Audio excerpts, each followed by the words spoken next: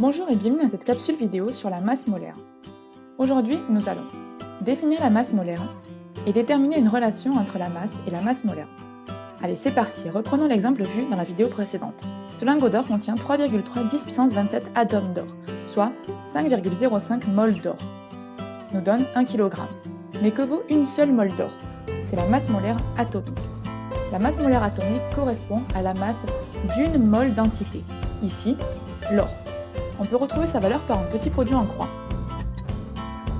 1 kg, c'est-à-dire 1000 g multiplié par 1, divisé par 5,05 mol, nous donne 198 g par mol.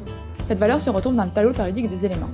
On prend du coup l'élément de l'or dans ce tableau, et l'information en bas nous donne la masse molaire atomique, c'est-à-dire 196,97 g pour une mol.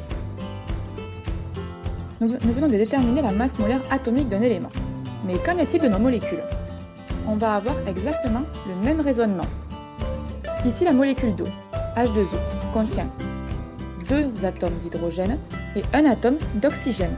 On va donc utiliser les masses molaires atomiques de chacun de ces éléments et les ajouter.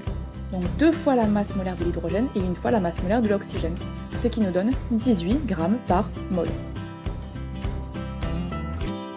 Mais en chimie, utiliser les quantités de matière, ce n'est pas très pratique. Il vaut mieux savoir déterminer des masses.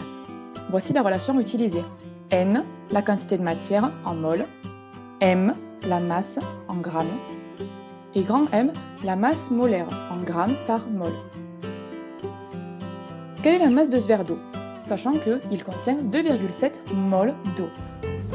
On va réutiliser la relation du précédemment, M égale petit n fois grand M, et on se rappelle que la masse molaire moléculaire de l'eau est de 18. Donc on va multiplier 2,7 mol par 18, ce qui nous donne 40 grammes. Merci d'avoir regardé cette vidéo et à bientôt.